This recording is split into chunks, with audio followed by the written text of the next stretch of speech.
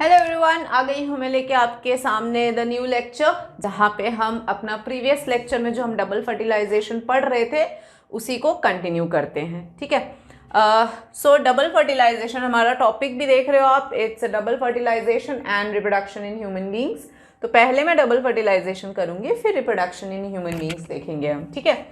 तो double fertilisation जैसे मैंने कहा कि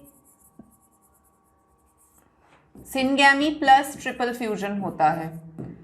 ओके, तो सिनगैमी में क्या हुआ था बच्चों? Male plus female gametes fused, है ना, जो मेल और फीमेल गैमेट्स फ्यूज हुए थे। और ट्रिपल फ्यूजन में क्या हुआ था? टू पोलर न्यूक्ली, तभी तो न्यूक्ली जो है वो प्लूरल फॉर्म होता है, न्यूक्लियस सिंगुलर होता है। तो two polar nuclei plus one male nucleus. तो आप देख सकते हो न्यूक्लियस एक है तो न्यूक्लियस हुआ, दो है तो न्यूक्ली हुआ। तो इन दोनों का फ्यूजन हुआ, तो दोनों फ्यूज होके बना गए जाइगोट। ठीक है, दोनों फ्यूज होके जाइगोट, नहीं मैं क्या बोल रही हूं, तो इससे तो बनता है जाइगोट, जाइगोट यहां आएगा। ठीक है, और इससे बनता है एंडोस्पर्म। ठीक है, मतलब गैमेट्स जो है वो फ्यूज होके जाइगोट बनाते हैं, और जाइगोट जो है ये बनाता है आगे का फ्यूचर एम्ब्रियो, यानी फ्यूचर एम्ब्रियो हो जाएगा। और एंडोस्पर्म जो है वो उसका काम होगा नरिशेस द ग्रोइंग एम्ब्रियो। तो जाइगोट तो सीड एम्ब्रियो बना देगा, और एंडोस्पर्म जो है वो ग्रोइंग एम्ब्रियो को नरिशमेंट देगा। ठीक है, और ये सब कहाँ चल रहा होगा? ये सब चल रहा होगा, मैं आपको बताऊं, ये सब चल रहा होगा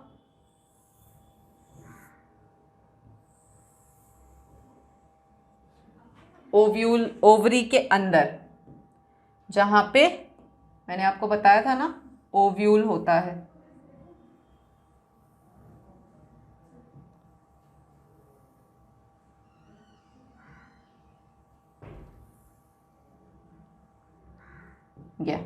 तो यहां पर अब क्या हुआ? यहां पर ये देखो, एक तो फ्यूजन यहां हुआ ये, और एक जो है वो एंडोस्पर्म वाला यहां हुआ, ये दो, ये एंडोस्पर्म, ये। ठीक है, ये तीन है यहां पर। तो ये तो एंडोस्पर्म हुआ और ये एम्ब्रियो हुआ। तो एम्ब्रियो यहाँ डेवलप हो रहा है, एंडोस्पर्म, ये पूरा एंडोस्पर्म बन जाता है, ये इसको नरिश कर रहा है, ये दोनों ग्रो हो रहे हैं। और ये जो स्ट्रक्चर है ओव्यूल, ये तो बन जाएगा सीड, और ये जो स्ट्रक्चर है ये बन जाएगा फ्रूट। मतलब अभी मैंने ओव्यूल को ही फ्रूट, मतलब ओवरी है ये, राइट। इसको आप यूं कर सकते हो, दिस इज ओवरी, जो कि कन्वर्ट हो जाएगा फ्रूट में। ठीक है, और दिस इज ओव्यूल, जो कन्वर्ट हो जाएगा सीड में। तो अब आप कॉन्सेप्ट समझो, ये तो बन रहा है फ्रूट, ये बन रहा है सीड, और उसके अंदर जो भी चेंजेस, ये एम्ब्रियो है और ये नरिशमेंट है, तो ये उसके अंदर, तभी तो सीड को डालने से नया प्लांट आता है। अब आप समझे, क्योंकि ये देखो ये सीड बन जा रहा है, उसके अंदर ये नए प्लांट का पोर्शन है। तो सिंस इसके अंदर वो नए प्लांट का पोर्शन है, ग्रोइंग एम्ब्रियो है, दैट्स व्हाई हम सीड को प्लांट करते हैं तो नया प्लांट ग्रो हो जाता है। This is the reason, got it. तो यहाँ पर वो कॉन्सेप्ट चल रहा है। ठीक है बच्चों, तो ये हो गया। अब बस, तो ovary converts into fruit and ovule converts into seed, ये आपको ध्यान रखना है। और ये सब हो रहा है फ्लावर के, अगर आपको ध्यान हो तो मैंने एक फ्लावर का स्ट्रक्चर जो बनाया था अब मैं छोटा सा ही बना रही हूँ, ये इसके सेपल आ गए। And let's take the flower here, और इसके अंदर ये सब यहाँ पर चल रहा है।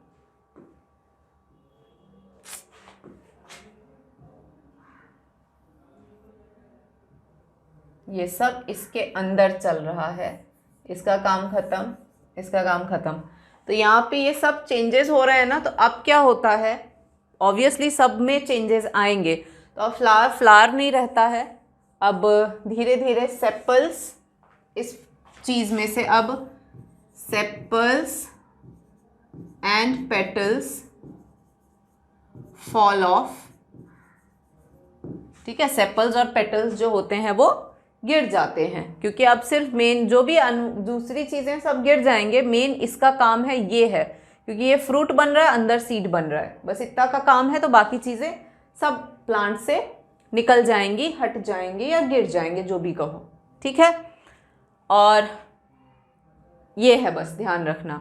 ठीक है, तो फ्रूट्स बन गए बच्चों, और फ्रूट्स जैसे ही बन जाते हैं देन यू हैव फ्रूट्स के बाद में सीड्स का बस ध्यान रखना। जो सीड्स होते हैं, ये दो तरह के सीड्स होते हैं, one is monocot and dicot. ठीक है, डाइकॉट, इनके पास में 2 कॉटिलेडन्स होते हैं, और मोनोकॉट के पास में ओनली 1 कॉटिलेडन होता है।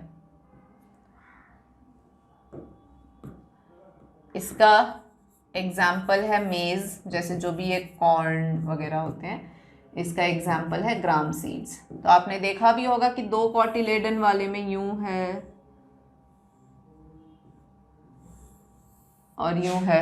तो ये तो दोनों कॉटिलेडन्स क्या होते हैं बेटा? सीड लीव्स होते हैं, हैविंग एम्पल फूड रिजर्व। क्योंकि ऊपर वाला जो होता है वो प्लूम्यूल होता है, और नीचे वाला जो होता है वो रेडिकल होता है। रेडिकल जो है वो फ्यूचर रूट है, और प्लूम्यूल जो होता है वो फ्यूचर शूट होता है। ठीक है, और ये क्या हो गए? ये हो गए दोनों कॉटिलेडन्स। ठीक है, तो इस तरीके से सीड्स डेवलप होते हैं। तो डाइकॉट होगा तो थोड़ा इस तरीके का स्ट्रक्चर चला जाएगा, जहां पर they'll have seed leaves, 2 cotyledon होंगे, और ये एम्ब्रियो का एम्ब्रियोनल एक्सिस है ये, जहां पर प्लूम्यूल और रेडिकल है। प्लूम्यूल जो है वो फ्यूचर शूट को गिव राइज करेगा, और रेडिकल जो है नीचे का फ्यूचर रूट को गिव राइज करेगा। और बस ये डाइकॉट लीव हो गया। उसी तरीके से 1 कॉटिलेडन वाला जो होता है वो मोनोकॉट सीड्स होते हैं, जिनमें आपको देखने मिलेगा कि ओनली 1 कॉटिलेडन इज अवेलेबल। तो थोड़ा सा ध्यान रखना बच्चों कि ये सारे कॉन्सेप्ट्स हैं। तो ओवरऑल जो प्लांट का रिप्रोडक्शन था वो आपने देखा कि ज़रा सा कॉम्प्लिकेटेड है, because plant reproduction is not completed before pollination. Like first of all pollination has to be there. आपके क्वेश्चन भी आएगा कि पॉलिनेशन क्यों ज़रूरी है प्लांट रिप्रोडक्शन के लिए। तो पॉलिनेशन एंड देन फर्टिलाइजेशन। तो आपको कहना है भाई गैमेट्स, फर्टिलाइजेशन होने के लिए गैमेट्स का मिलना ज़रूरी है। गैमेट्स तभी मिल पाएंगे जब वो पास आएंगे। मेल गैमेट पॉलन ग्रेन के अंदर होता है, तो अगर मेल गैमेट पॉलन ग्रेन के अंदर है तो ऑब्वियस सी बात है कि पॉलन ग्रेन के अंदर वो वहाँ से निकले और फीमेल गैमेट तक पहुँचे। तो उसका तरीका पॉलिनेशन है, like transfer of pollen grain from anther to stigma. Stigma पे जैसे ही आया तो पॉलन ग्रेन जो है वो पॉलन ट्यूब बना के दोनों मेल गैमेट्स, जो मेल न्यूक्लियस है और मेल गैमेट, दोनों को आगे भेज देता है। और आगे भेजने के बाद में दोनों गैमेट्स जो हैं वो ट्रैवल करके आगे आ जाते हैं। ठीक है, और जैसे ही आगे आ जाते हैं देन डबल फर्टिलाइजेशन हो जाता है। एक तरफ न्यूक्लियर फ्यूजन चल रहा है, एक तरफ गैमेटिक फ्यूजन चल रहा है। न्यूक्लियर फ्यूजन से जो स्ट्रक्चर बनता है लेटर ऑन आफ्टर फर्टिलाइजेशन वो है एंडोस्पर्म, और जो गैमेटिक फ्यूजन है उससे तो जाइगोट ही बनेगा जो फ्यूचर एम्ब्रियो है, ठीक है। तो ये कॉन्सेप्ट थोड़ा सा याद रखना बच्चों कि एंडोस्पर्म क्या है, जाइगोट क्या है। इसमें अगर मैं थोड़ा और डिटेल में आपको सिखाऊं आपके एनटीएससी के पर्पस से, तो थोड़ा और मैं बता दूं आपको, ये जो एंडोस्पर्म है ये इसका 3n होता है। 3n यानी इसमें ट्रिपल सेट ऑफ क्रोमोसोम्स होते हैं। देखो हम लोग जो है ना, हम लोग डिप्लॉइड होते हैं। डिप्लॉइड का मतलब होता है डबल सेट ऑफ क्रोमोसोम्स, एक फादर से आता है एक मदर से आता है, ठीक है। तो दो पेरेंट है ना, तो एक सेट फादर से आया एक सेट मदर से आया, इसीलिए हम डिप्लॉइड हैं। तो उस हिसाब से एंडोस्पर्म में तो 3 आ गए ना, मदर से 2 आए और फादर से 1 आया जो पॉलन था, तो ट्रिप्लॉइड हो गया, 3n हो गया। बस इतना सा कॉन्सेप्ट याद रखना है, यानी कि यहाँ ट्रिपल सेट ऑफ क्रोमोसोम है, 2 मदर के 1 फादर का, ठीक है। तो जाइगोट हमेशा डिप्लॉइड होगा क्योंकि एक फादर और एक मदर से आएगा। एंडोस्पर्म भले ट्रिप्लॉइड है यानी कि ट्रिपल सेट। तो ये भी कॉन्सेप्ट है, एक्स्ट्रा ध्यान रख लेना, कहीं एनटीएससी में इस तरह के क्वेश्चंस अगर आते हैं तो like knowledge should be always better than what we have, ठीक है। तो ये सारी कॉन्सेप्ट्स हैं बच्चों। आई थिंक कुछ ऐसा रहा नहीं है। पॉलिनेशन में भी मैंने आपको सिखाई दिया, सेल्फ एंड क्रॉस होता है। तो I think we are all done with this plant reproduction. Detail में, बहुत डिटेल में करा दिया है मैंने आप लोगों को। तो अब हम चलते हैं हमारे जो नेक्स्ट टॉपिक है, that is reproduction in human beings. तो उसका थोड़ा सा हम बेसिक समझते हैं। देखो reproduction in human beings,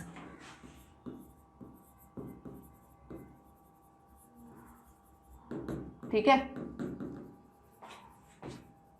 human beings का रिप्रोडक्शन तो काफी इजी है देन प्लांट्स, ठीक है। तो रिप्रोडक्शन इन ह्यूमन बींग्स, तो again first major thing that has to be understood is, चाहे किसी भी इवन प्लांट के लिए भी एप्लीकेबल, हर सेक्सुअली रिप्रोड्यूसिंग ऑर्गेनिज्म के लिए ये कॉन्सेप्ट एप्लीकेबल होता है, that is attainment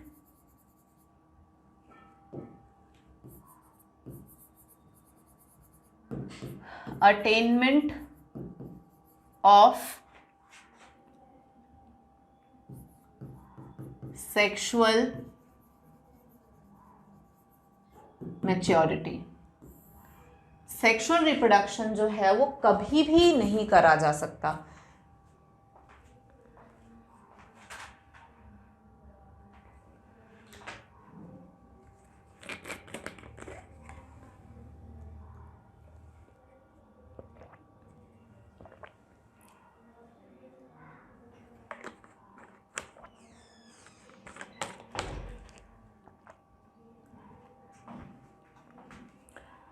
so children, sexual reproduction जो है वो कभी भी नहीं करा जा सकता है, okay. Sexual reproduction can only be done once the sexual maturity is attend, okay.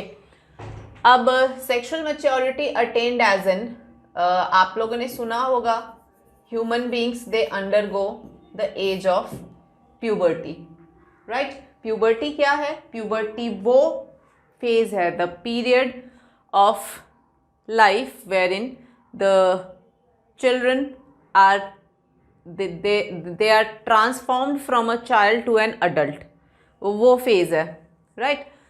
तो adolescent फेज जिसको हम बोलते हैं, जब एक child starts gaining that sexual maturity.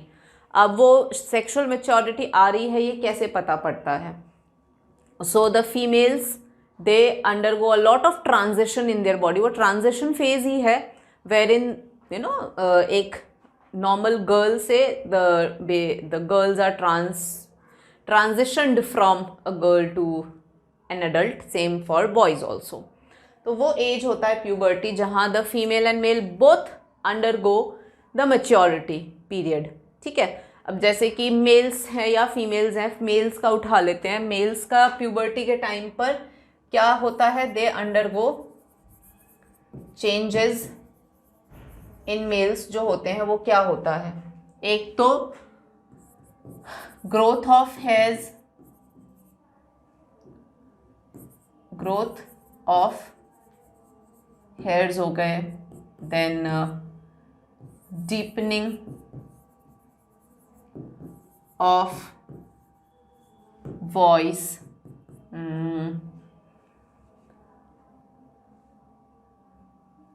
ये हो जाता है लो पिच्ड। मेल्स में लो पिच्ड वॉइस होता है ना, अजीब सा वो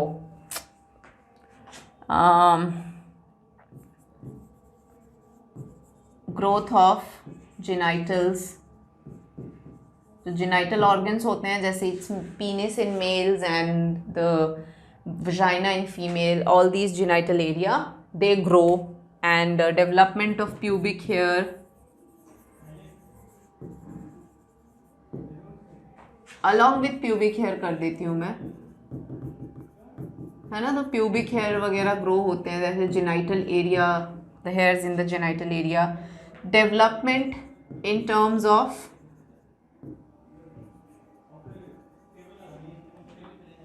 या फिर इसको हम लिख लेते हैं मेंटल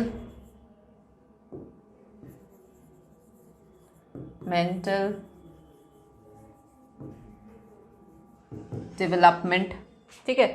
तो मेंटल डेवलपमेंट यानी कि एक मैच्योरिटी आ जाती है ना डिसीजन। जैसे छोटे बच्चे होते हैं तो आप जब 12 इयर्स या उसके बिलो होते थे, अभी आप याद करो, तो आप लोगों को क्या होता था कि कोई चीज़ चाहिए तो चाहिए ही, एकदम मतलब जिद होना, कुछ ना समझना, ये सारे इश्यूज होते थे। बट अब क्या होता है कि अब जैसे जैसे आप बड़े होते हो, आप थोड़ा चीज़ों को, माहौल को समझने लगते हो और फिर उसके according you start doing things. आप रैंडमली कुछ नहीं करते हो, ठीक है। तो ये है, तो यू स्टार्ट ग्रोइंग उस दौरान। मतलब it's not about only the physical development that take place in the body, but also the mental development, एक थिंकिंग पावर जो होती है वो सब बढ़ता है, एक मैच्योरिटी। आप खुद नोट करो, आप आज से 3-4 साल पहले, like you are in 10th standard, तो अप्रॉक्स 14-15 ईयर्स के एज ग्रुप के होगे। अब आप 3-4 ईयर्स बैक खुद को देखो, तो आप खुद देखोगे कि कितना आप में चेंज आया है। थोड़े से मैच्योरिटी तो ऑब्वियसली, अब ये बचपना तो धीरे धीरे ही जाएगा, बट हाँ एक चेंज आप खुद में नोट कर रहे हो। फिजिकल चेंजेस तो ऑब्वियसली हैं, but there are some mental changes also, ठीक है। तो these are the changes that take place in males जो होते हैं। ऑल्सो प्रोडक्शन ऑफ मेल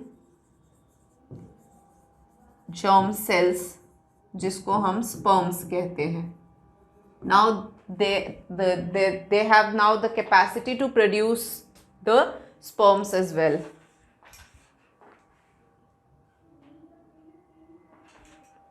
ठीक है, तो इनकी कैपेसिटी इनमें आ जाती है। Similarly let's go for the changes in females during puberty. तो इसमें देखो सेम है, growth of hairs, this is common, development of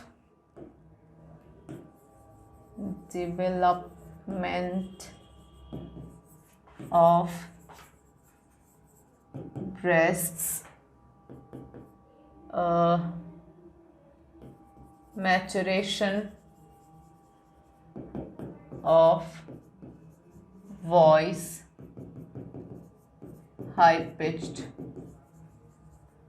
ठीक है। तो ग्रोथ ऑफ हेयर अगेन, इनमें भी मेंटल डेवलपमेंट आ जाता है।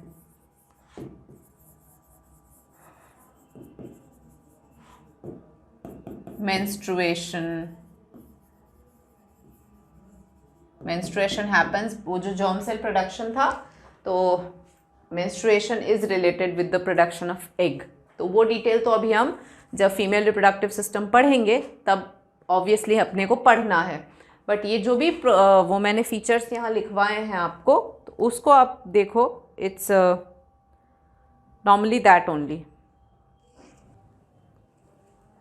सो all these features take place in, मतलब कॉमन फीचर्स भी हैं. हेयर डेवलपमेंट जो है, voice maturation and mental development, मतलब वॉइस क्रैक होने लग जाता है ना, तो ये सब चेंजेस एक फीमेल या मेल दोनों में आते हैं.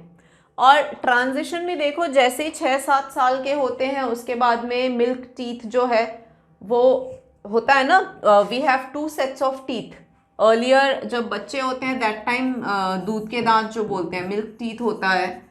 फिर ये टूट जाता है तो then they get another set of teeth जिसको हम कहते हैं परमानेंट टीथ. तो ये चेंजेस बॉडी में बहुत ऑब्वियस चेंजेस हैं, दिख जाते हैं. आप एक 7-8 साल के बच्चे को देखो, कोई ना कोई दांत टूटा हुआ मिलेगा. ये चेंजेस हैं जो ऑब्वियसली होते हैं बॉडी में. अब ये है कि ये सारी changes with mental development and everything एक सर्टन एज पे आके होता है. ये पहले से ही हुआ नहीं होता है, राइट? तो that age has to come. तो हर सेक्सुअली रिप्रोड्यूसिंग ऑर्गेनिज्म में एक वो सर्टन एज आता है जब वो सेक्सुअल मैच्योरिटी गेन करते हैं, and then they start producing the needed gametes वगैरह जो बोलेंगे हम, है ना. जैसे प्लांट्स भी है तो plants are also producing the gametes only after their proper सारे फ्लावर्स पूरा डेवलप हो जाते हैं, उसके बाद ही तो करते हैं वो गैमेट प्रोडक्शन एंड पॉलिनेशन और फर्टिलाइजेशन, पहले से नहीं करते हैं. तो ये तो बच्चों हो गया concept of sexual reproduction. Like before we enter into sexual reproduction, ये बेसिक चीज़ है जो आपको आनी चाहिए. इसमें एक और चीज़ है कि प्लांट में जैसे कि गैमेट ट्रांसफ़र जो है वो प्लांट में पॉलिनेशन के थ्रू हुआ था. अब ह्यूमंस में ये ट्रांसफ़र जो है वो ऑब्वियसली पॉलिनेशन के थ्रू नहीं होगा. यहाँ पर the germ cells they have to meet via a process called sexual intercourse. और आपकी बुक में भी ये लिखा हुआ है that they have at regular intervals there are erection of penis, and erection of penis helps in the ejaculation of sperms. The sperms are actually deposited in female body, जहाँ पर once the sperms they are deposited in the female body, then further process of fertilization take place. तो humans में they don't have any pollination, they directly have the fertilization. okay? तो वो concept आपको यहाँ समझना है. तो फिलहाल the main thing in this lecture is that the human reproduction has to be done only when the sexual maturity is attained. और sexual maturity का जो adolescent period है, मतलब ये जो puberty का time होता है, इसको हम adolescent period भी बोलते हैं. ठीक है, the period of the life जब वो सेक्सुअल मैच्योरिटी गेन करता है, एडोलेसेंट पीरियड भी बोलते हैं. तो ये सारे चेंजेस आते हैं बच्चों. तो एक general physical changes, even males में तो हेयर का growth like beard and all starts growing, है ना. तो ये सब चीज़ें होती हैं. तो ये तो कॉन्सेप्ट हमने चलो समझ लिया है. तो आई थिंक इस लेक्चर में आप फिलहाल ये बेसिक्स समझ लो, क्योंकि next will understand the male and female reproductive system. Proper तरीके से पढ़ना है. So I think you meet me in my next lecture. There only I will teach you in detail the male and female reproductive system of humans. Till then you take care and it's a good bye.